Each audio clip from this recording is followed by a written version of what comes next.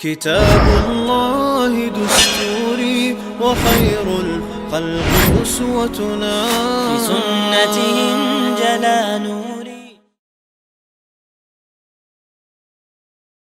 صلاح الدين الأيوبي سلطان مبارك، والله ما ذكره في نفسه وفي قلبه حرقة على الإسلام أحد، ما ذكره الآن أحد إلا وبكى حزنا لما يمر بنا من الذل والخذلان والهوان. صلاح الدين الأيوبي وضع على نفسه نذرا أن يخرج الفرنجة من بلاد المسلمين، وأن يقتل صاحب الكرك الرومي، وأن يخلص بيت المقدس من الروم، وما مات حتى دم له ذلك.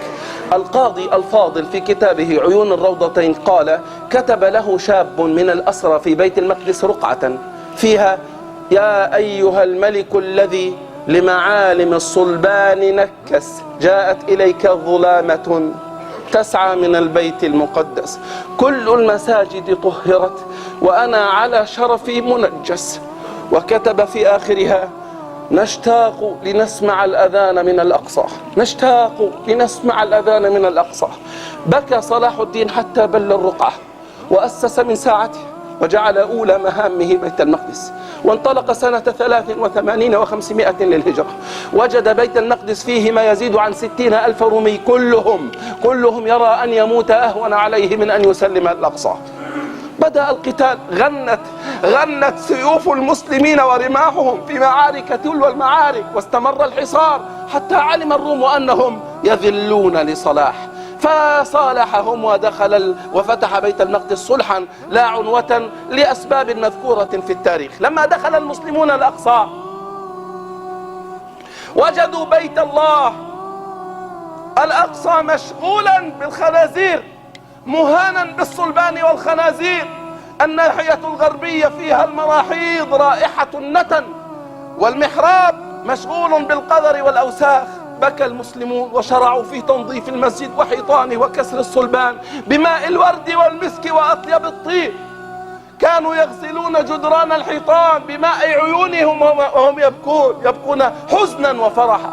نظفوا المسجد، فرشوا البسط، فرجوا السجادات، علقوا القناديل، وتلي فيه التنزيل. لما على المؤذن وأذن ضج الناس بالبكاء عند سماع الأذان، ضج الناس بالبكاء، سمعوا الأذان في بيت الله، حرم الناس سماع الأذان فيه. ثم في الرابع من شعبان من ذلك العام رقى صلاح الدين على المنبر وخطب. قال أو في أول كلمة بعد أن أطال البكاء قال: الحمد لله الذي أعز الحق بظلال السيوف، الحمد لله الذي أعز الحق بظلال السيوف. ولم تزل القدس محررة إلى أن جاءت أم الشر بريطانيا وأباحتها للصهاينة. لما دخل هنري غورو، إن كنتم تسمعون به، قائد معركة ميسلون المشهورة، لما دخل إلى بلاد الشام وقف عند قبر صلاح الدين، ركله برجله وقال: ها قد عدنا يا صلاح الدين، ها قد عدنا. نعم، لأن الناس نقضوا عهد الله فسلط الله عليهم غيره وأخذ بعض ما في أيديهم. ها قد عدنا يا صلاح الدين. هذه الكلمة لن تخرج فلتة، هي ككلمة بوش السابقة لما أعلن أنها حرب صليبية. إنهم يقاتلون عن عقيدة حقيقة، هم يريدون هذا لاعتقادات في دينهم ولمآرب عندهم. المسلمون لا يقاتلون إلا لله.